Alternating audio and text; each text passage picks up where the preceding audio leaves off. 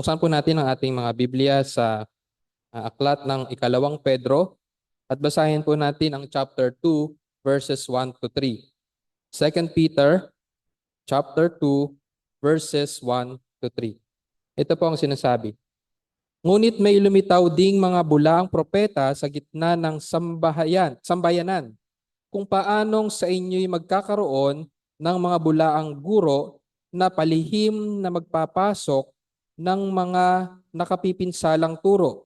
Itatakwil nila pati ang Panginoon na bumili sa kanila na nagdala sa kanilang sarili ng mabilis na pagkapuksa. At maraming susunod sa kanilang mga gawang mahalay na dahil sa kanila ay lalaitin ang daan ng katotohanan. At sa kanilang kasakiman ay pagsasamantalahan nila kayo sa pamamagitan ng mga pakunwaring salita. Ang hatol sa kanila mula sa una ay hindi maantala at ang kanilang kapahamakan ay hindi natutulog. Many years ago, kami ang mga kaibigan ko, mga barkada ko nung high school ay nagkaroon ng pagkakataon na bumisita sa Anawangin Islands of San Antonio, Zambales. At nakita namin doon ang napakaganda na beach of Anawangin Islands na talagang very inviting, na talagang ikaw ay magugustuhan mo talaga at nanaisin mo talagang lumublob or maligo doon sa somehow calm surface water ng Anawangin Islands, doon sa dalampasigan ng Anawangin Islands. But not aware of the strong underwater current na meron pala doon, lahat ng mga kaibigan ko, naranasan nila na halos na malunod. Lahat sila ay naranasan nila na malunod, na halos malunod, and na bumalik doon sa aming tent na ako lang ang natira talaga noon time na yun. Naalala ko na ako lang ang naiwan doon sa tent at nag-aayos ng mga gamit at nagpe-prepare din ng mga lulutuin namin, ay bumalik sila gasping of air, no? Talagang hingal na hingal sila na bumalik at kinuwento nila na muntik na silang malunod lahat. Now the water current under that calm surface water, talagang inviting yung ano na yon, pero hindi nila alam na meron talagang strong underwater current doon sa shoreline ng Anawangin Island, and it almost took all the lives of my friends. You see the danger, no? Nung talagang napakakalmado lang ng dagat, pero nung ikaw ay maligo doon, talagang it will give a danger sa mga taong magnanais maligo doon. The hidden danger of something very attractive. Now, meron pang isa na ako'y yesterday habang ako'y nag-aaral, nakapanood ako ng isang short video clip sa YouTube about a slaughterhouse in Colorado, USA. At meron dong isang special na inaalagaang tupa na merong single mission. At ano ang mission na yon? Its mission is to lead other sheep to the killing floor. Now sa slaughterhouse na yon, yun nga yung isang sheep na yon ay dedicated to lead other sheep papunta doon sa killing floor. Nakita ko nung nariyan na, no? Nag-gather na ang flock at inilabas na yung sheep na yon. Makikita mo talaga nung nakita nila yon, sinundan siya patungo doon sa killing floor ng isang slaughterhouse. Now blindly, yung mga sheep ay sinundan siya at believing na yung sheep na yon ay naglilid sa kanila patungo doon sa pagkain, or maaaring iniisip ng mga sheep na naglilid yun into a good pasture, no? But hindi nila alam na ang sheep na yon, yung sheep na yon na may mission to lead them to the killing floor, na kapag malapit na doon sa killing floor ay biglang mag-slide down pababa yung leading sheep na yon para siya ay maligtas at hindi makarating doon sa killing floor. At yung mga sumusunod sa kanya ay magpapatuloy doon sa killing floor leading to their slaughter, no? And they call that, alam niyo yung tawag doon sa particular sheep na yon? They call it the Judas sheep. the Judas sheep. So iyon yung nagli-lead sa lahat ng mga tupa patungo doon sa killing floor ng isang slaughterhouse. Now this is the way of false teachers. No? Last time pinag-aralan natin or sinimulan natin ang chapter 2 na na inilay down doon ng writer ng ating epistle si Peter, Apostle Peter, na inexpose niya si Satan at ang servants of the arch enemy of our God, Satan, na inexpose niya ang character ng mga servants ni Satan for who they really are. Sinabi ko nga last time, nagsimula siya sa parang sketch lang at hanggang sa babasahin natin hanggang sa huli ng chapter 2, makikita natin or mapipicture natin ng mas malinaw ang isang false teacher. And previously, no, napag-aralan natin ang tatlong puntos. Ang point natin, ang focus natin yun is verse 2 and 3. But previously, meron tayong tatlong puntos na nagpapakilala sa atin ng kung ano ang mga false teacher. First, naalala natin yung reality and presence ng mga false teacher na hindi tayo dapat mag-surprise na merong mga false teacher in the midst of us. Ito nga sila nga ay present sa first century church. Maging sa Old Testament, nandun na rin sila, no? Represented by the false prophets. And now, in our times, false teachers. And even now, meron pa rin mga bulaang propeta na claim na sila ay prophets speaking in behalf of God. At pangalawang punto last time, the cunning approach of false teachers, meaning kung paano sila na ihalo or nakarating or nakasama natin, paano sila naihalo sa ating mga believers. No?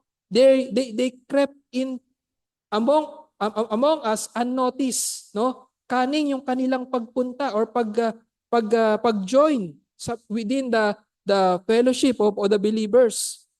At makita din natin sa pangatlong punto last time, yung irreverence of these false teachers. So nakita natin yung unti-unti ina-unleash. Pinapakita ni Peter dito ang character kung paano ang galawan ng mga false teachers. Yung character sa third point natin last time, yung irreverence of false teachers, no? Na sila yung mga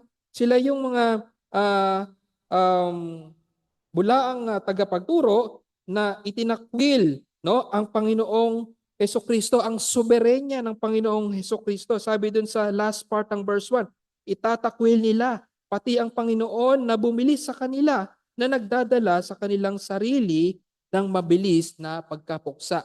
Ngayon itutuloy lamang po natin, no, ang mga puntos na nag-a-unleash or nagpapakilala sa atin kung sino or ano ang mga false teachers. At meron tayong dalawang punto sa araw na ito. Ang pang-apat at ang panglimang pagpapakilala kung sino or ano ang mga false teacher. Number 4, sa verse 2, makikita natin yung the popularity and success of false teachers. And number 5, o panglimang punto, the strategy of the false teachers. So, bago tayo magsimula or bago natin itakel ang pang-apat at panglimang pagpapakilala sa false teachers, let's ask once again ng tulong ng ating Panginoon sa ating pag-aaral. O aming Panginoong Diyos, muli kami lumalapit sa inyo at hinihiling ang inyong illuminating grace sa aming pag-aaral ng inyong salita. Nawa aming Panginoon, ang sa inyong kapangyarihan ay buksan ninyo ang aming mga mata upang magliwanag at maging malinaw sa amin ang kapahayagan na nagtuturo sa amin to be discerning of who the false teachers are na threat in a sense that true converts might be led astray, leading the believers unfruitful sa inyong kingdom, and also a threat to the unbelievers to those who are in the seek of truth. But then because of these false teachers, they will lead many to destruction. Kaya aming Panginoon, hinihiling namin ang inyong tulong sa pag-aaral, importanteng pag-aaral na ito. At nawa o Diyos, kayo ang magligtas kayo ng mga kaluluwa nang wala pa sa aming Panginoong Kristo sa kapahayagan ng inyong ebanghelyo in the midst of us. In Jesus' name we pray. Amen. Pang-apat, the popularity and success of false teachers. Basahin natin ang verse 2.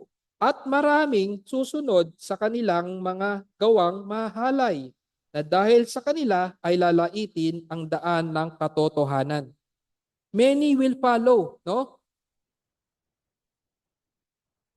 Many will follow. False teacher may seems to be successful. So makita natin din na false teacher may be popular in a sense that they will have many followers. No? Many will follow. Malinaw na malinaw sa ating teksto. Maraming susunod at maraming susunod sa kanilang mga gawaing mahalay. Now, there are only sabi sa Biblia, there are only few who will go the narrow way and many will choose the wide gate. I remember nabanggit yan ng ating scripture reader kanina, no? Sabi sa Matthew chapter 7 verse 13 to 14, ang ating Panginoong Kristo ay itinuro ito na marami ang magiging pipiliin na sumunod or pumunta doon sa wide gate compared doon sa narrow gate or sa narrow way. Sa Matthew chapter 7 verse 13 to 14, eto ang sabi, pumasok kayo sa makipot na pintuan sapagkat maluwang ang pintuan at malapad ang daang patungo sa kapahamakan at marami ang pumapasok doon.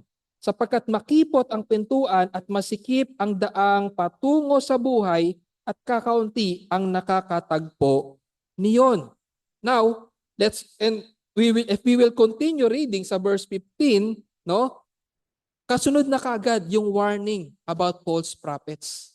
So yung tema or yung turo ng pagpasok sa maluwag na daan in compare sa pagpasok sa makipot na daan ay related or relative sa pagdating ng mga false prophets. Sabi sa verse 15, mag-ingat kayo. Matthew chapter 7 verse 15, basahin natin patuloy. Mag-ingat kayo sa mga bulaang propeta na lumalapit sa inyo na may damit tupa, ngunit sa loob ay mga ganid na asong gubat. Makikilala ninyo sila sa kanilang mga bunga. Nakakapitas ba ng mga ubas sa mga tinikan o ng mga igos sa mga dawagan? Gayon din naman ang bawat mabubuting puno ay mabuti ang bunga, ngunit ang masamang puno ay masama ang bunga. Hindi maaaring mamunga ng masama ang mabuting puno at mamunga ng mabuti ang masamang puno. Bawat puno na hindi mabuti ang bunga ay pinuputol at itinatapon sa apoy. Kaya't makikilala ninyo sila. Ito yung mga false teachers, false prophets. Makikilala ninyo sila sa kanilang mga bunga. Now, Matthew chapter 24 verse 11. Let's go back. Kaya ang direktiba, ang utos ng ating Panginoong Hesukristo, let's go back. No? Matthew chapter 24 verse 11. Matthew chapter 24 verse 11. Kaya ang ating Panginoong Kristo mismo, no, ay nagturo patungkol sa mga false prophets na ito, no? Jesus Christ said many false prophets will arise and will mislead many. So nakita natin dito, yung talagang totoo yung sinasabi dito sa 2 Peter chapter 2 verse 2 na maraming magiging followers ang mga false prophets. Sabi ng ating Panginoon Kristo, Matthew 24 verse 11, maraming bulaang propeta ang lilitaw at ililigaw nila ang marami. And back to verse 4 of the same chapter 24 verse 4, anong sabi ng ating Panginoong Kristo? Sumagot si Jesus, sinabi sa kanila, mag-ingat kayo na huwag kayong mailigaw ng sinuman pertaining to the false teachers. No? That's the command of our Lord Jesus Christ. See to it that no one misleads you. Now remember, sa atin, no, sa atin sa panahon ngayon, remember, just because something succeeds in attracting people, no, hindi dahil makita natin ng isang gawain, napakaraming tao, dinadagsa, dinudumog. Just because something succeeds in attracting people, no, it doesn't mean that it is of God. Hindi equivalent agad na ang Diyos ay naroroon. Example, we have been in a church, no? Na we have been in a church na mas marami or mapapansin natin na puno-puno, kumpleto ang attendance or nahigitan pa sa pagdalo sa isang mission concert than sa attendance, rather than sa attendance ng isang regular worship service, no?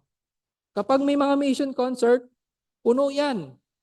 Dadagsain yan. May mga invites pa. Pero tingnan mo, ang mga regular worship service, no? Talagang makikita mo kung sino lang yung talagang regular na attendee. Pero yung talagang hindi regular na attendee o attenders ng worship service, makita mo siya. Or talagang aktibo pa nga doon sa gawain ng mga mission concerts. Now, false teachers use certain strategies. Tandaan natin to. False teachers use certain strategies to get people's attentions. No? Ganyan ang mga false teachers. Biyasa sila diyan to attract people. Now, ang tanong, no? We know that God's work will always bear fruit. Sinabi yan sa John chapter 15 verse 16, no? John 15 verse 16, that God's work will always bear fruit, but the devil's work can also increase. Seemingly, no, na parang may bunga yung gawa ng isang false teacher. But nakikita natin, no, yung seemingly fruitful ministry will eventually vanish, will eventually go. Parang talagang initial lang 'yon. Kung hindi talaga iyon ang bunga or ng gawa kung wala talaga doon ang gawa ng Diyos, yung seemingly fruitful ministry ay hindi magtatagal. It is only temporary and shall not remain. Anong sabi sa Mark chapter 4 verse 1 to 20, no? Makita natin dito yung parable of the sower and the soil. Makita natin doon na ang parable na ito or ang talinhagang ito talks about temporary believers. Temporary believers na mga non-genuine believers compared to the real ones that bear fruits 30, 60, and 100 folds. So iyan yung nare-remember natin daw sa parable of the sower and the soils. Kaya nga, tandaan natin to that no one can snatch away genuine believers from God. John 10:27 to 29, no? John 10:27 to 29. Ang sabi sa John chapter 10 verse 27 to 29, sabi dito, pinapakinggan ng aking mga tupa ang aking tinig at sila'y aking kilala at sila'y sumusunod sa akin. Sila'y binibigyan ko ng buhay na walang hanggan at kailanmay hindi sila mapapahamak at hindi sila aagawin ng sinuman sa aking kamay. Ang mga binigay sa akin ng aking Ama ay higit na dakila kaysa lahat at walang makakaagaw ng mga ito sa kamay ng Ama. Alam natin to na God's work will always bear fruit at yung mga iniligtas ng Panginoon ay walang makaka-snatch sa kanya, sa kanyang mga kamay ng mga iniligtas ng Panginoon. But here we are talking about non-believers who are in pursuit of truth na naililigaw ng mga false teachers. Now sometimes believers also might get hooked ng mga false teachers.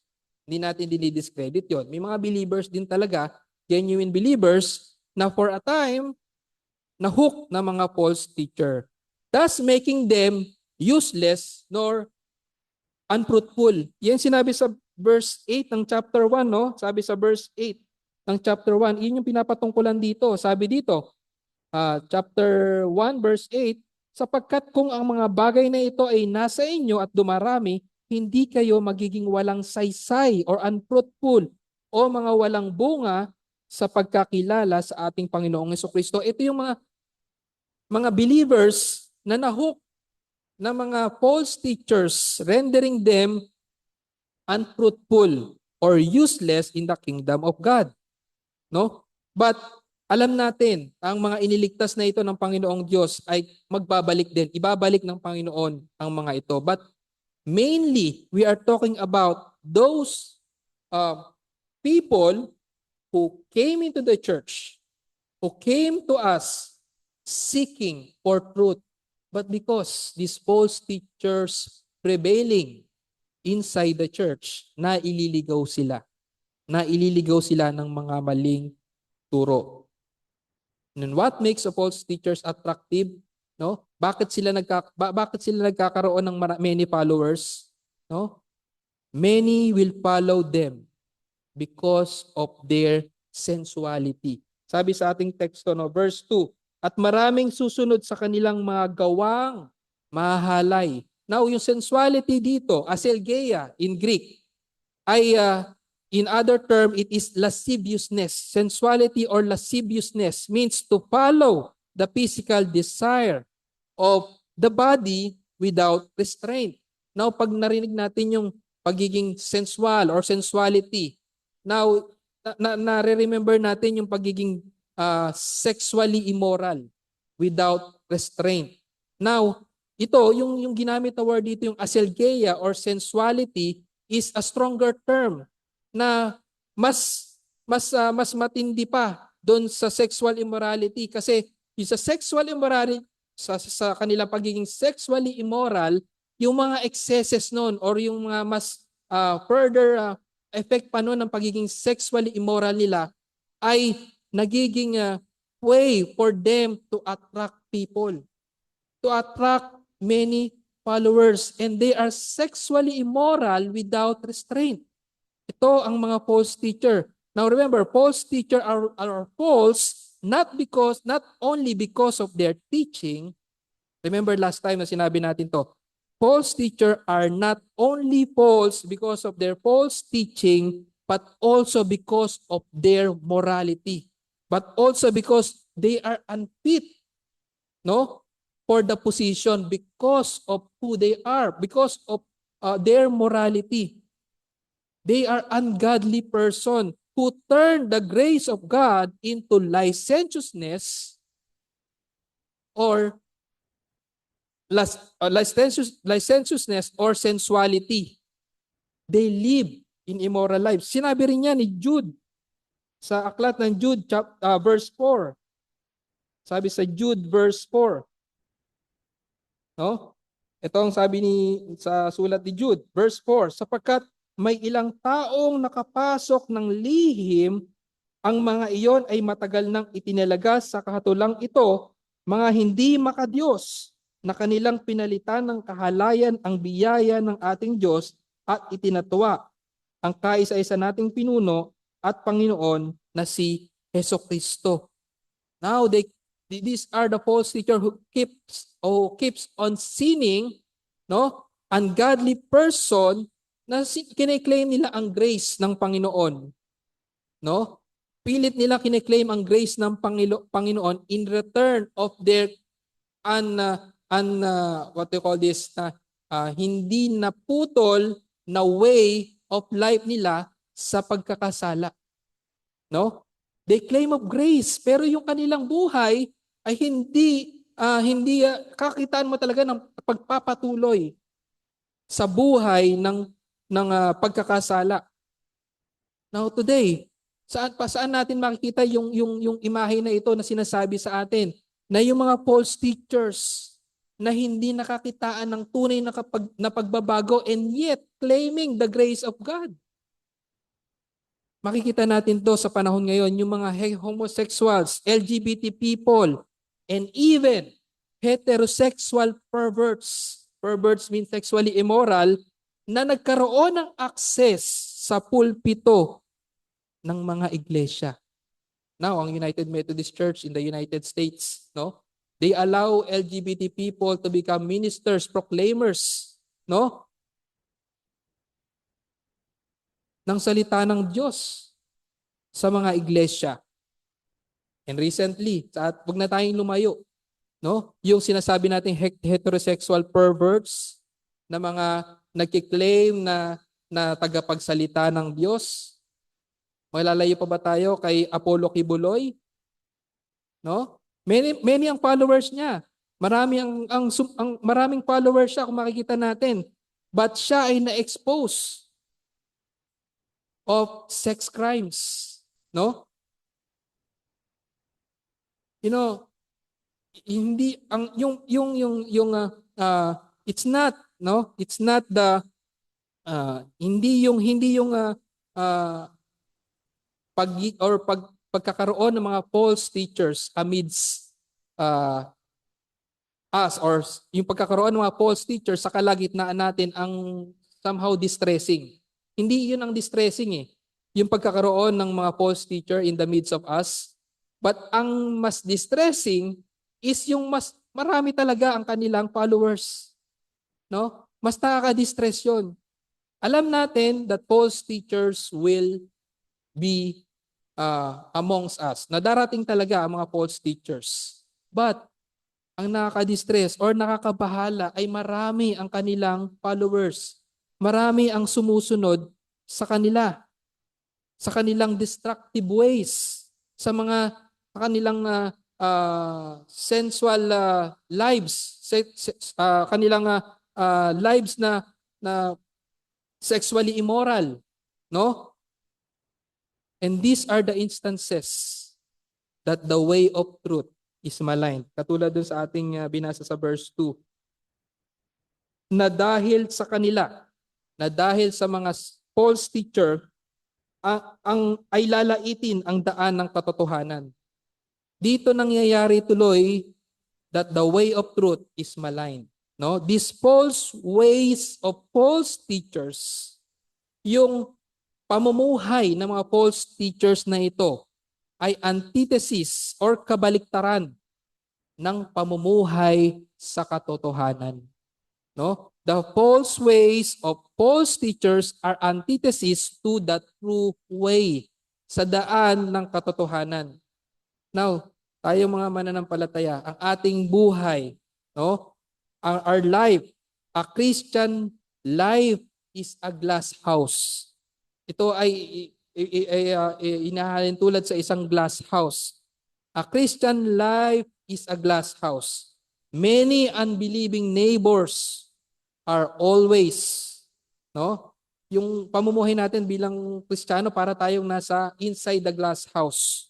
No, maraming unbelievers are always observing our conduct.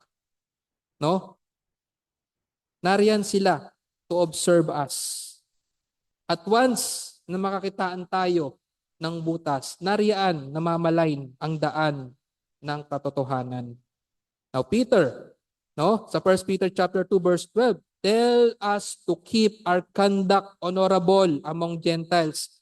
1 Peter chapter 2 verse 12.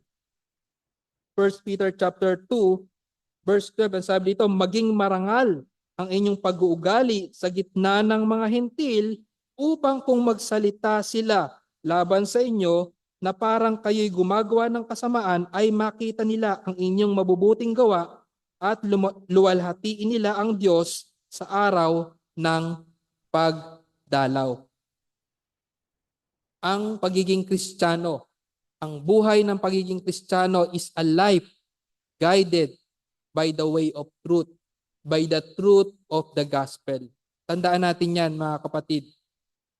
The right doctrine na meron tayo, the right doctrine na ating napapakinggan at natututunan leads to right living. And we will hear this once again. Orthodoxy leads to orthopraxy.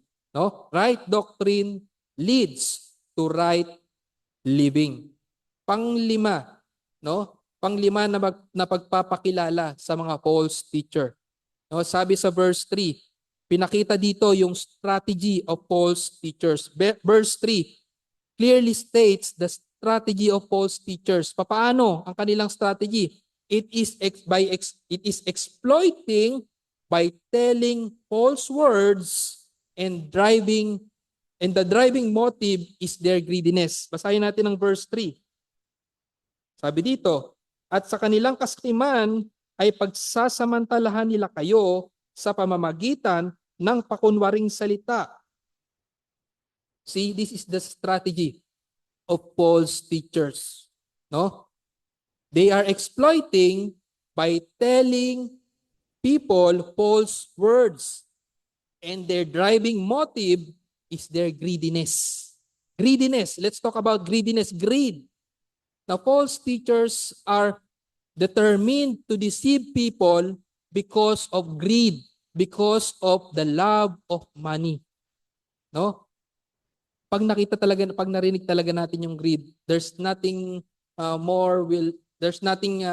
quickly will come into our mind, no? Kundi yung pagmamahal sa kayamanan, love of money, no? These false teachers are determined to deceive people because of the love of money. And if they succeed, no? If they succeed, kaya nga pinag-aral ang isa sa mga pinag-aralan kanina yung success, maraming followers. They are lovers of money, and in their greed, because of their love of money, they exploit people, and if they succeed, they are driven to do it again. Wow! No? Sabihin ng mga false teacher, ay, effective pala tong ginawa ko. Gagawin ko pa to ulit. No? Gagawin ko to ulit. Ay, ipagpapatuloy ko to. No? Greed begets more greed. Nanganganak. No? Nanganganak ang pagkasakim ng mas matindi pang kasakiman. Now, Paul learned, no? Paul learned or teach us, or the scripture teaches us the antithesis for greed. At ano yon, mga kapatid? It is said that Christians, to be anti-greed, should be taught and cultivate contentment. No? Contentment is an antidote for greed. Paul learned contentment. Ano sabi niya sa Philippians chapter 4 verse 11? Philippians chapter 4 verse 11. Kaya yung madalas nating naririnig or kino-quote ng Philippians 4:13, that I can do all things through Christ, na nagagamit na because we can do all things through Christ, lahat daw ng mga pangarap natin sa buhay magagawa natin through Christ. But let us go back to the context of Philippians 4:13, no? Sabi sa Philippians 4:13, Paul learned contentment. Sabi sa verse 12, hindi sa nagsasalita ako dala ng pangailangan, sapagkat aking natutuhan ang masiyahan. Be content sa anumang kalagayang aking kinaroroonan. Paul learned contentment. No? And also Paul taught Timothy to be content. Sabi sa 1 Timothy chapter 6 verse 8. 1 Timothy chapter 6 verse 8. Tinuruan ni Apostle Paul si Timothy ng contentment. Ngunit, sabi dito sa verse 8, no? Ngunit kung tayo'y may pagkain at damit, masiyahan na tayo sa mga ito. No? Be content of what we have. At sa writer of the Hebrews, no? Implicating to us to be content. Sabi sa Hebrews chapter 13 verse 5, Hebrews 13 verse 5, ang sabi dito, umiwas kayo sa pag-ibig sa salapi at kayo'y masiyahan na kung anong mayroon kayo sapagkat sinasabi niya sa anumang paraan ay hindi kita iiwan o pababayaan man. Contentment. Contentment must be cultivated amongst us para hindi magbunga ang greed sa ating mga sarili. Now, pinag-uusapan natin ang mga false teachers. No? They are greedy. No? Greedy. Now, sa kabaliktaran, a true minister of the gospel and under shepherd of God's flock is not fond of sordid gain. Yan yung katangian. Katangian ng mga true ministers of the gospel under shepherd. Yung mga pinagkatiwalaan ng Diyos ng kanyang mga katotohanan. Titus chapter 1 verse 7 to 9, no? Kaya nga ang mga pastors under shepherds ng flock ng Panginoon ay binigyan ng katangian or talagang tinutukoy or ipinapakita sa atin ang dapat na maging katangian ng mga true ministers, true teachers, no, of the gospel. They are not fond of sordid gain. Titus chapter 1 verse 7 to 9. Ito sabi, sapagkat ang obispo, pag sinabing obispo, pareho lang yan ng pastor, pareho lang yan ng elder, pareho lang yan ng shepherd, no? Sapagkat ang obispo bilang katiwala ng Diyos ay dapat na walang kapintasan, hindi mayabang, hindi magagalitin, hindi maglalasing, hindi marahas, hindi sakim sa pakinabang, kundi mapagpatuloy ng panauhin, maibigin sa kabutihan, matino ang pag-iisip, matuwid, banal, at mapagpigil sa sarili. Dapat na kanyang pinanghahawakang mabuti ang tapat na salita na ayon sa turo upang makapangaral siya ng wastong aral. Wastong aral, ibig sabihin hindi false teachings at pabulaanan ang mga humasalungat dito. No?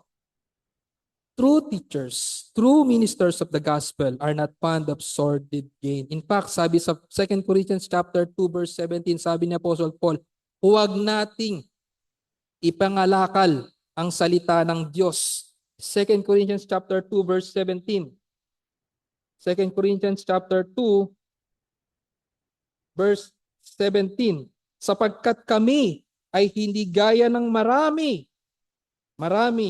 na kinakalakal ang salita ng Diyos, kundi bilang mga taong tapat, bilang inatasan ng Diyos sa harapan ng Diyos ay nagsasalita kami para kay Kristo. Now, anong ginawa ng Roman Catholic Institution? No?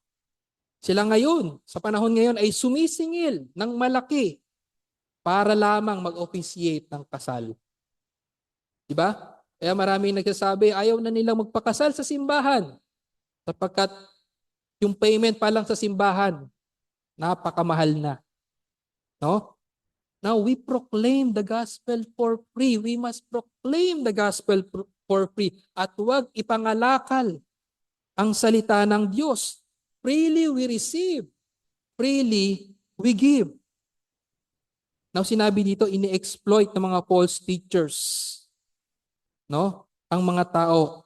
They will exploit you with false words. Now, yung salitang exploit, no? Emporeo omai. Emporeo omai, yung term na ito has a commercial background. Ibig sabihin, ginagamit sa komersyo, no? Emporeo omai to mean make money out of it, no? Make money out of.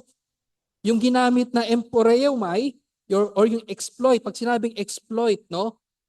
Ang layunin nun is to make money, no? Term to na may commercial background, ginagamit sa commerce, no? Exploit. For example, no? We exploit the natural resources, no? And which means it will make money. Imagine, yung mga pagputol ng puno, no? Ano ang pakinabang diyan? Of course, ginagamit sa pagpapagawa ng bahay. Kumikita. Kumikita yung mga tao. Exploit, no? Yung term na exploit is a commercial is a term that has commercial background, which means to make money out of. Now they exploit people with what? False word. False word. In Greek, that is plastos logos. Plastos logos. Plastos means false, wherein we derive the word plastic. No? Plastos logos or false word. Di ba? Pag sinabing plastic, hindi totoo. No? No, plastic, hindi totoo. They are the one who use cleverly devised tales. Doon sabi sa verse 16 ng chapter 2. Verse 16 ng chapter 1. No? Sabi ni Apostle Peter sa verse 16 ng chapter 1, sapagkat kami ay hindi sumunod sa mga kathang isip na ginawang may katusuhan. Cleverly devised tales. Dinedenay ni Apostle Peter na ginagawa nila ito. Now, false teachers are the ones doing this. Cleverly devising tales. Now they say to exploit people by cleverly devising tales, false words, plastic words, false words, walang pakinabang. They say peace, peace, when there is no peace. Ganyan, ang kiwento sa Jeremiah chapter 6 verse 13 to 14 na ang mga propeta ay nagde-declare ng kapayapaan sa mga tao na ngunit ang totoo, walang tunay na kapayapaan ang mga tao. Jeremiah chapter 6, no? Jeremiah chapter 6 verse 13 to 14.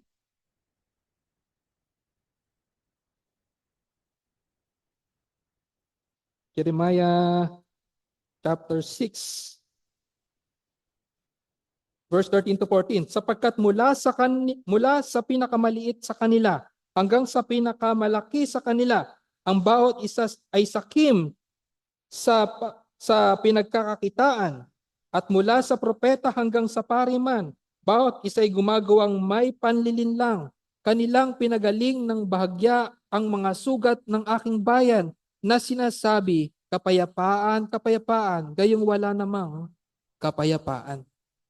Now, preachers, sa panahon ngayon, no, they will just say, follow me in prayer. Follow me in this prayer. No, follow me in this prayer. The prayer of acceptance, the prayer for your salvation, and boom, after nun, they will just simply declare, you are saved, my friend. Ganun. That's how to deceive people. Declaring peace. Peace when there is no peace. How can you just simply declare to a person na siya nga ay tunay na ligtas kung wala pa talagang nakita or ebidensya ng tunay na pagbabago sa isang tao? You are declaring peace sa taong iyon, pero ang katotohanan, wala pa siya sa kapayapaan sa ating Panginoong Diyos. Now kaya nga pagkatapos no, after they say a prayer, they follow them in prayer, and declaring them you are saved. Now you are a member of our church, and you may now bring your tithes to the storehouse. Yan ang kasunod after that. A church service that gives special time to exhort about giving and often use Malachi 3:10 as an encouragement is a red flag. Mga kapatid, red flag na po yun. Be cautious of teachers whose primary focus is on material wealth and personal advancement rather than holiness, preaching sanctification, or leading people to repentance or teaching about repentance. Merong katulad ng isang merchant, no? Yung isang merchant talagang gagawin yung mga bagay para makapag-sell ng product, no? Even yung kanilang product is merong mga defect, no? Gagawin nila ang lahat para makabenta lamang sila. Yung ganun ng mga faulty, yung mga merchants, mga greedy, para lang sila ay kumita. False teachers also are like that. False teachers market spiritual lies for profit. Now, church who does not care for the souls of the lost will preach more about blessings, healing, and will undermine the necessity of the knowledge of sin, repentance, faith, and holiness. No? Mas maraming turo about give this to the storehouse and you will be blessed. Do this and you will be blessed. And you will be healed. At tingnan nyo mabuti ang kanilang mga turo. It is very less that they will teach people about sin. In the knowledge of sin, na mag-expose sa sino man, no? Ng kanilang karumihan, ng kanilang kasalanan at pangangailangan sa tagapagligtas. Now, what are the marks of a true teacher? They are the one who preach about sin, who preach against sin, and consistently live to mortify sin. No? Ito yung mga teacher o proclaimer of the gospel na even sa kanilang mga sarili, no, ay nag-i-strive, nagpapatuloy, no, sa biyaya ng Diyos. Minomortify ang kanilang sariling kasalanan mismo. Consistently living to mortify sin and preaches against sin. That is the mark of a true teacher. Ano pa ang isang mark ng isang true teacher? They are the ones who constantly proclaim the gospel no matter how unpopular it is. Sapagkat ang mga false teacher, they became popular because they only preach, they only teach what the hearers want to hear. No? But the true teachers, they are the one who constantly proclaim the gospel no matter how unpopular. Popular ba talaga ang gospel sa panahon ngayon? Especially when you are preaching about sin. Ayaw ng tao yan. Ayaw ng natural man yan na marinig ang patungkol sa kanilang kasalanan. But a true teacher, the faithful teacher, minister of the gospel is ready to preach in season or out of season. 2 Timothy chapter 4 verse 2 to 5.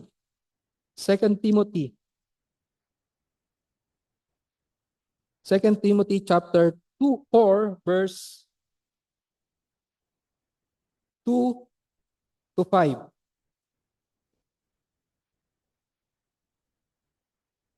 Sabi dito, ipangaral mo ang salita, magsikap ka sa kapanahunan at sa di kapanahunan. Magtuwid ka, manaway ka, mangaral ka na may buong pagtitiyaga at pagtuturo, sapagkat darating ang panahon na hindi nila matitiis ang wastong aral, kundi sa pagkakaroon nila ng makakating tainga ay mag-iipon sila para sa kanilang sarili ng mga gurong ayon sa kanilang sariling pagnanasa at tatalikod sa pakikinig sa katotohanan ang kanilang mga tainga at babaling sa mga katahang isip. That's what the false teachers does sa panahon ngayon. Now, we do not make the gospel popular nowadays. We proclaim the gospel, no? Even though it is unpopular in our days. And we must not dare to modify the gospel to make it more appealing. No? No, the modern way ngayon ng mga false teachers is this. The modern way of false teachers deceive people.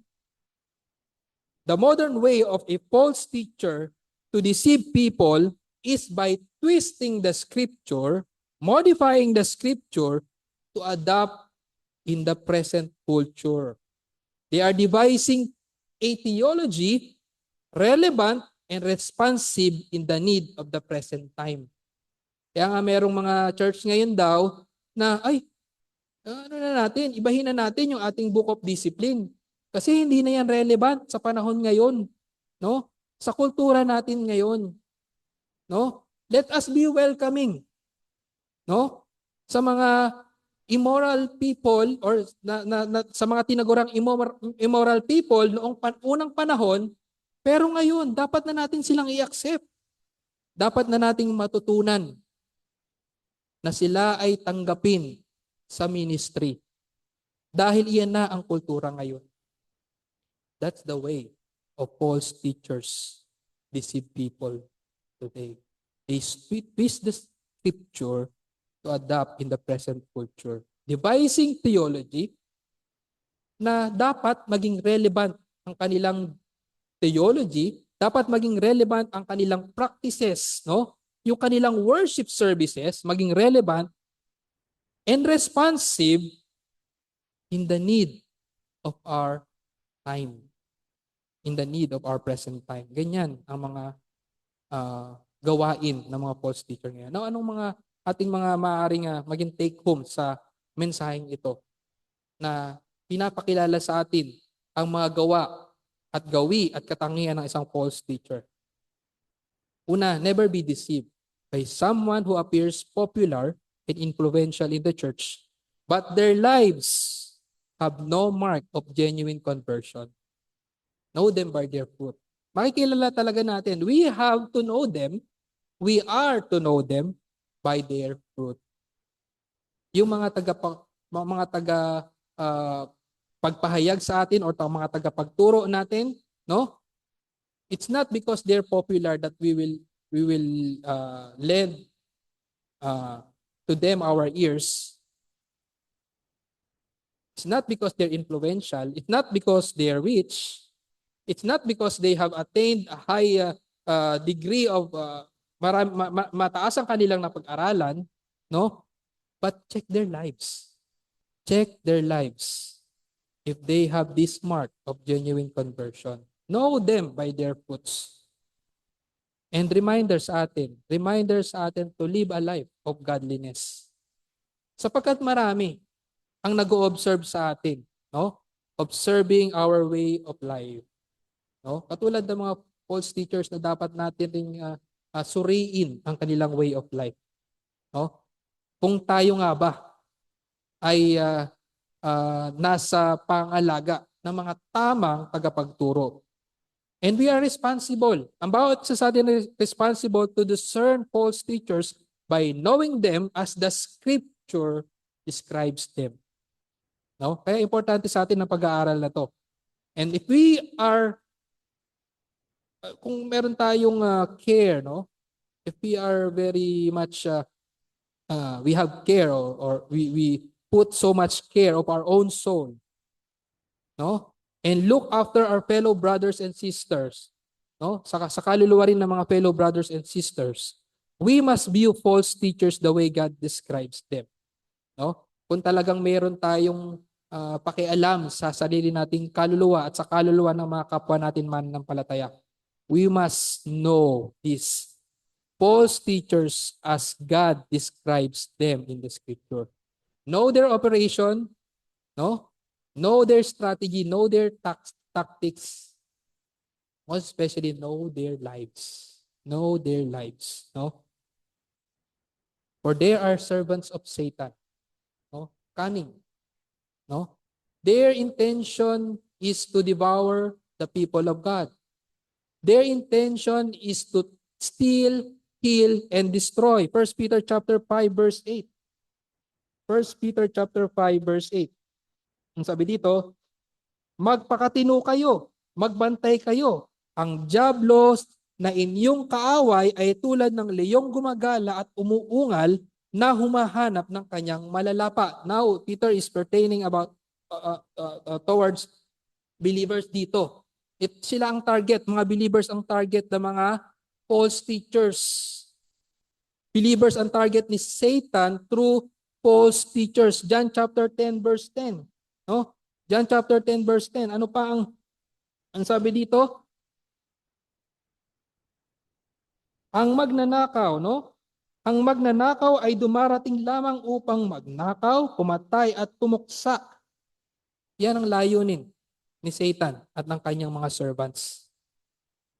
And we must see their teachings as that which can bring a soul into the killing floor in a slaughterhouse. No? Sana maging discerning tayo sa mga teachings ng false teachers. Sapagkat destructive talaga ang mga teaching ng false teachers. It can bring destruction sa mga soul na in search for the truth. Now, alam natin na sinabi nga natin kanina na ang mga tunay na iniligtas na ng Panginoon ay hindi mapapawalay sa Kanya. Hindi mawawala ang kaligtasan ng mga tunay na iniligtas. Pero yung mga naghahanap pa lang ng katotohanan para sa kanilang kaligtasan ay in danger sa mga gawa ng mga false teachers na ito.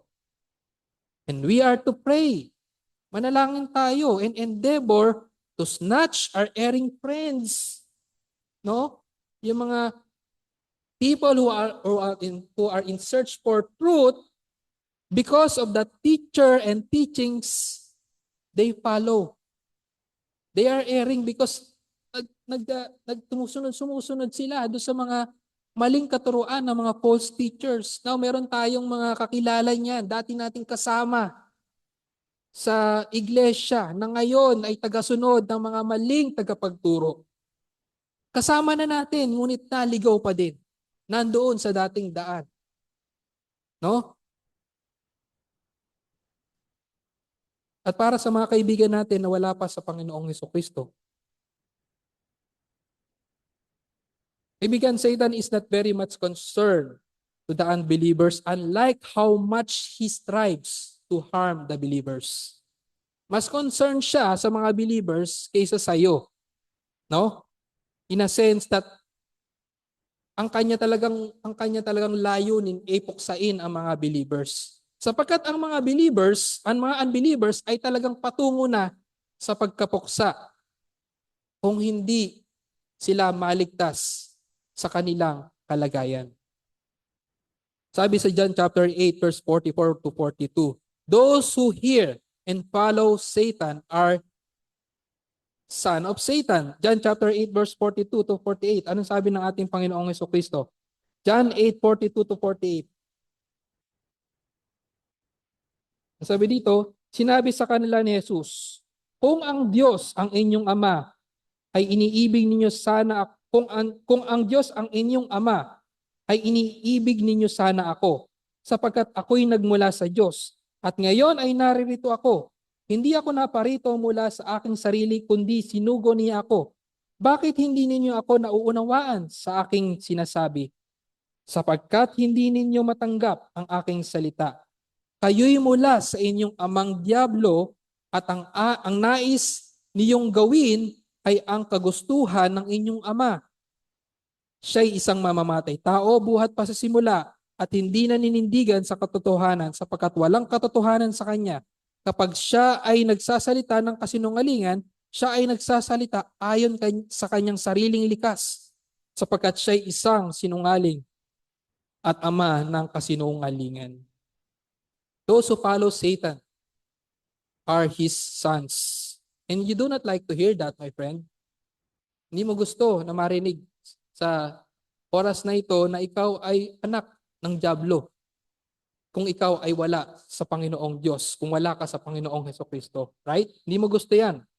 Now, that's what make the false teacher, the true teacher unpopular to unbelievers.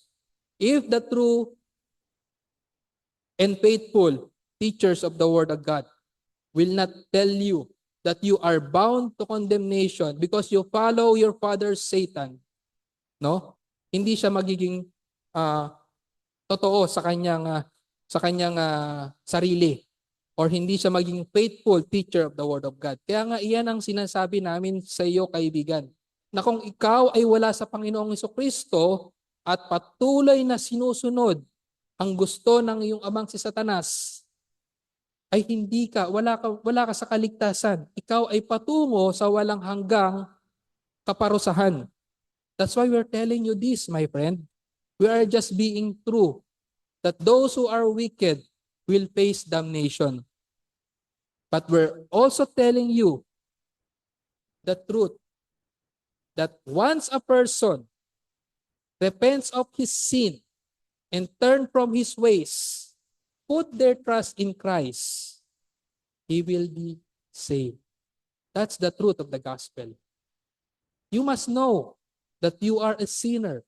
You must know that you are going for eternal damnation. You must know that you have transgressed the word of God, the holy God. You must know that, my friend. You must know the consequence of your sin. And we are offering you the thing that you must know, that you don't need to suffer. Hindi mo kailangang magdusa sa walang hanggang kapurasahan. Hindi mo kailangan yun. Maari mong matakasan yun kung ikaw lamang ay magsisisi sa iyong kasalanan at mananampalataya sa tanging tapagligtas ng mga makasalanan na nagbuhos ng kanyang dugo. No? Kinakailangan ng pagbuhos ng kanyang dugo upang mahugasan ang mga kasalanan ng mga taong tulad mo at tulad ko. For we all have sinned and fall short of the glory of God. And if we are washed by the blood of our Lord Jesus Christ and put our trust in Him for our salvation, I guarantee you, my friend, if you do so, the repentance and faith in Christ, God will save you to the uttermost at hindi kanya tatalikuran. Now, gawin mo na iyon, kaibigan, ngayon pa lang.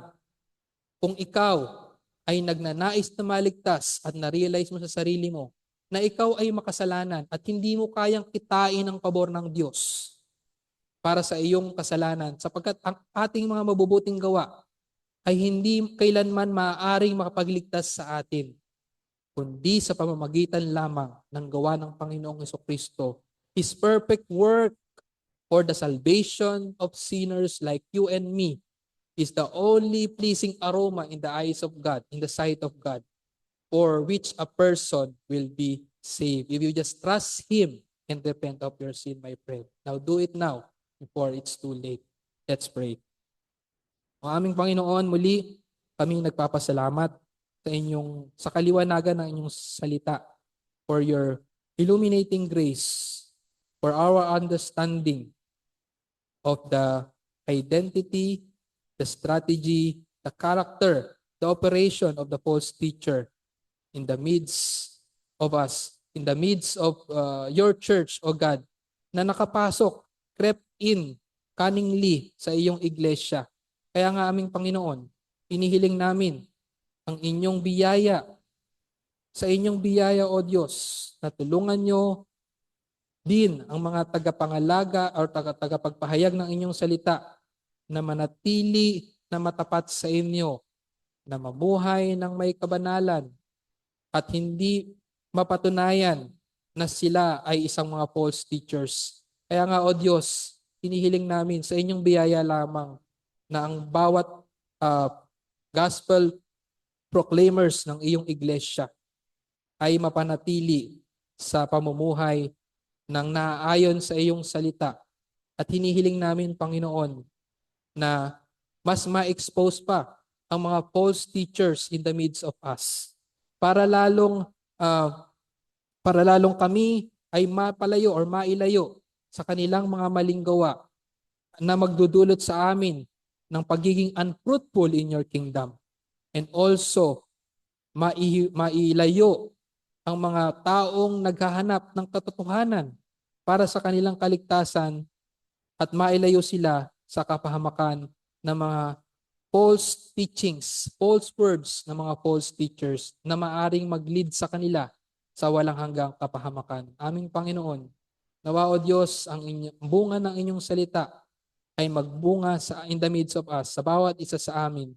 At ang inyong ebanghelyo na naipahayag ay magligtas ng mga kaluluwa ng wala pa sa aming Panginoon, ng mga wala pa sa aming Panginoong Jesucristo.